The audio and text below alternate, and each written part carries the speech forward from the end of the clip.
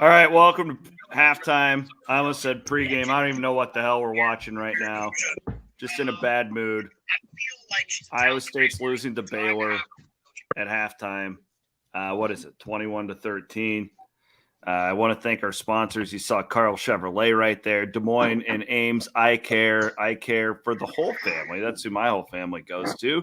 Shout out to my main man, Dr. Kruger, and his team. And then our good friends at Nebraska Furniture Mart in Clive. I actually just bought a whole new thing of carpet for my office yesterday from Nebraska Furniture Mart in Clive. I don't just BS you guys. I actually use these sponsors. Speaking of BS, Bret Meyer. Really? No, Brett. And by the way, I'm running this thing today, so it's going to be a little more rigid. Just warning everybody. I'm not saying that Matt Campbell BS'd on this offensive line all offseason, but man, like they're not very good right now. This offensive line is not progressing in the way that I anticipated that it would. I don't understand. And don't come at – I mean, Brock hasn't been perfect, but man, Baylor's blowing them up, dude. Am I seeing this wrong? That's my analysis offensively. We'll get the defense in a moment. Yeah, I mean, you'd like to see – Brees got loose a couple times, but I think there's a number of things at play here. Dave Arnott is a good defensive coach. Baylor has good. They have guys. They have players. I don't want to make excuses, but it is I don't know what they showed. The temp was like 110 degrees on the field. Like I remember when we played at Texas. And this is like 2006 maybe, and it was like a late September October game, and it was like 100 degrees in Austin. And if you're not used to that, it's hot. It's hot. So who knows I'm not trying to make excuses for them. They're not playing very well, but there are some factors that, hopefully we can, it's not going to come bite us in the fourth quarter. But I think the biggest issue is just not sorting things out. You saw that against Iowa a couple of times to where, we had enough guys to block everyone, and there's just wide open gaps to where like the communication's not there and a guard goes the wrong way. It doesn't communicate with the back, and Brock's back there kind of running for his life or having to make decisions quicker than he wants to and just not consistent enough in the run game. I mean, you have somebody back there who's going to break tackles and he's a patient runner. In order to be a patient runner, you need to get push to be able to hit that, kind of slow to and then fast through the hole. And we're just, there's just nothing there way too often. So the frustration, I think, is shared by a lot of us watching the game. We'd like our offensive line to be playing better. Man, okay, so the biggest surprise of the game is defensively. Jared Stansbury joins us.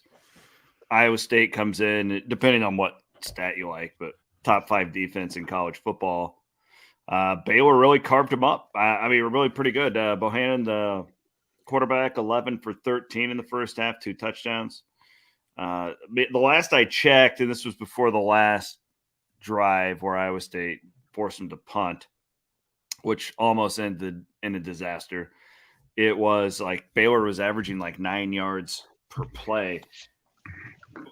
I mean, Jared, how much faith do you have right now? Like Iowa State constantly under John Haycock, they're a better defensive team in the second half. I fully anticipate that here. But I don't think any of us saw this coming, where Baylor just made it look really easy. I mean, it looks a lot like when these two teams played last year, honestly.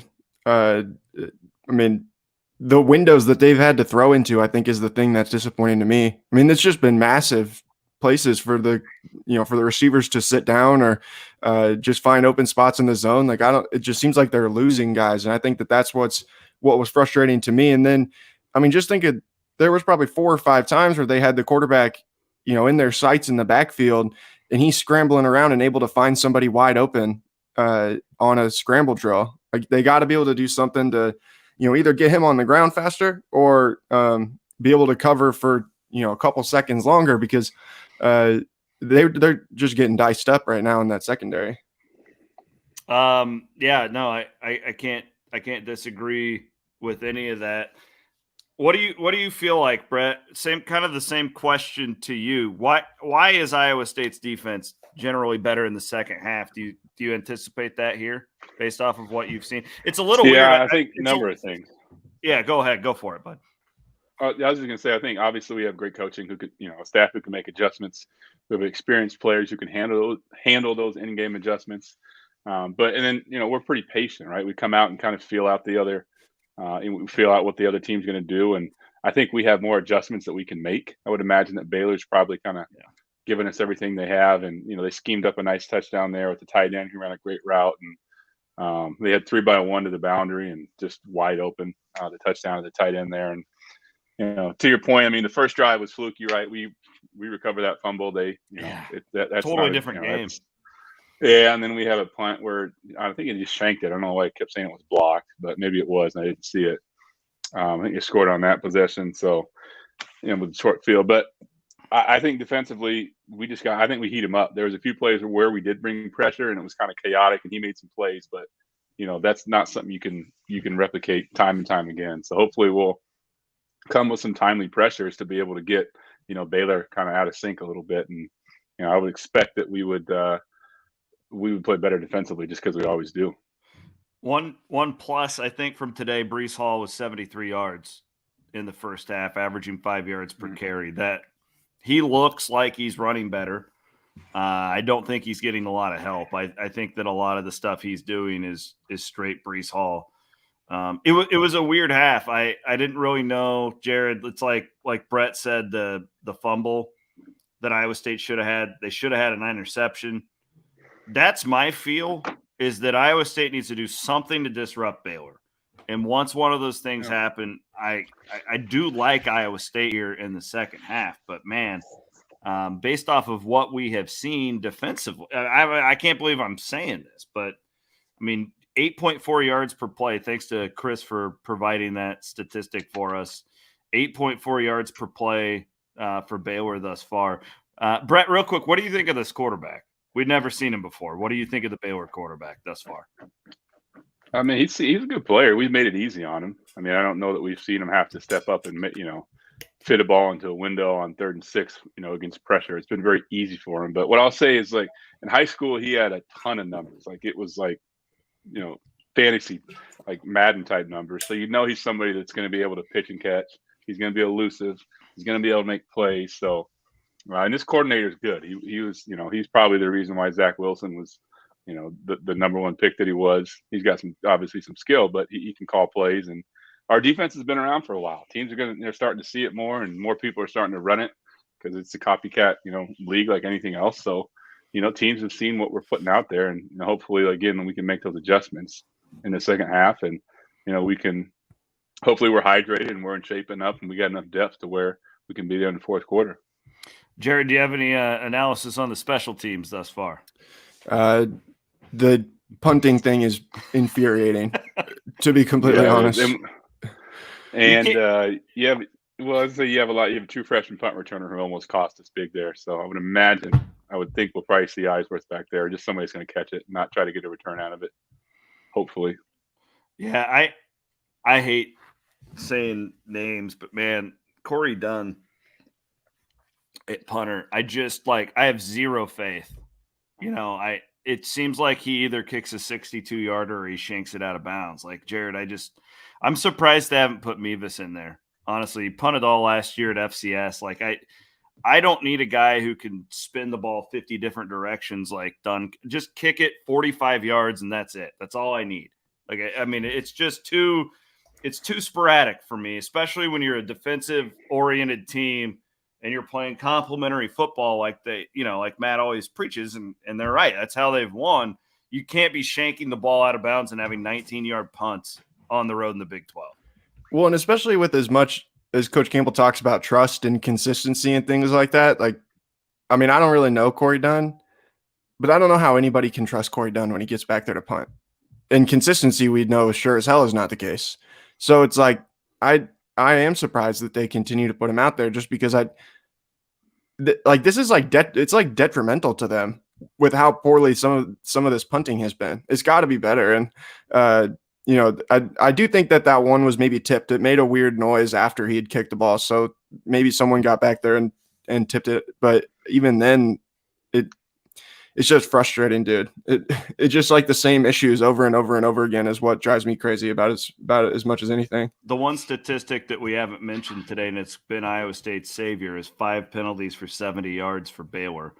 And Iowa State luckily was able to kicked that field goal. Mevis at the end of the quarter, at the end of the half, that was nice to get it back to a 1-score game. Baylor will have it to start the second half. Let's go around the horn real quick. Brett, how do you see the second half going, man?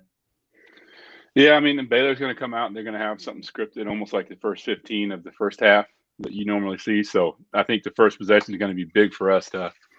I agree. To get 3 and out, or just make it so we're not backed up. Right. So maybe, like I said, 3 and out, or just 1 first down and you're done, kind of a thing. And then offensively, our offensive line just got to play better. I mean, that's it. And special teams wise, it's like whack-a-mole, right? I mean, last year we couldn't figure out kickoffs. We got that handled, and now we're trying to find a punter, and maybe the other guy's not doing it in practice. I don't know, but it's definitely is frustrating because, like you said, complementary football, field position, defense, kind of a thing. And if you don't have a punter, it's tough. Roger says, did they call the game at half? Let's let the game play out. ISU strong. No, they didn't, Roger, but our job is to analyze what happened in the first half. That's why you're watching that. What do you want us to come on here and say? Well, there's another half to play. See ya. Thanks to our sponsors. That's what we do. Thanks for watching, Roger. Jared, up. I mean, seriously, what do you want us to do? Thank you for supporting Cyclone Fanatic, Roger. We appreciate you. This is what Roger we do. alone. Thank you, Roger. I hope you're having a great Saturday. Jared, I think the Cyclones are going to win for what it's worth. I really do. I still think Iowa State's going to win, but I can still be like, what in the hell is going on with the offensive line? Jared, how do you think this game will play out? Yeah, I mean, I think that they'll be able to fight back into it. I don't see Baylor pulling away or anything like that, but Brett's right. You got to come out. You got to set a tone early. I think on this second half, you've got to be able to get a stop, and then if you can get the ball back and go down and score, then it's a whole new ball game. But kind of got to get it going right away. I don't want to see it be something that it takes until halfway through the third quarter or into the fourth quarter, and you've all of a sudden dug yourself too big of a hole to get yourself out of. Yeah, Baylor's aggressive on defense. They're going to commit more penalties. We have to be able to score when they do get points, when we have a face mask or defensive holding or whatever they've done so far. My prediction here is that it comes down to turnovers for Baylor and Iowa State. I mean, we saw it. It would have flipped the game if Iowa State gets one of those 2 turnovers in the first half. And to me, that's what it comes down to. Do they get, think back to last year. It's like, does Mike Rose get his paw on one? Like, I think that's what will decide the game. I think a lot of people are pointing at the offense. Me too, obviously, with the line. But I think, I don't know, Brett, it seems to me like you got a young quarterback here that in Bohannon that's got a lot of confidence. Hit him, shatter that confidence early. I think if Iowa State can get 1 turnover, I think they have a good shot. If Iowa State gets 2 turnovers in the second half, Cyclones win. That's where I'm at. Yeah, this quarterback hasn't really faced much adversity in his career. So they've played, obviously, 3 cupcakes. So, we got to put him in a situation where he sees some adversity, and hopefully he won't respond. All right, guys. Appreciate your time. Enjoy the second half. Sorry, Roger. I honestly do apologize. It's 21 dude pissed right now. he logged off and disliked the Facebook page instantly. I'm sorry, but it's like, what do you want? Roger. We can't win. We come on here and say the other stuff. Oh, you guys are a bunch of homers. No. All right, it's 21-13. Go Clones. We all want the Clones to win. God bless y'all. Thanks to Bret Meyer, Jared Stansberry, our great sponsors, Karl Chevrolet, Moines Eye Care, and Nebraska Furniture Mart. Iowa State will win this one by 6 points. You heard it here first. And Jared will be here with you for postgame about an hour after the game. Later.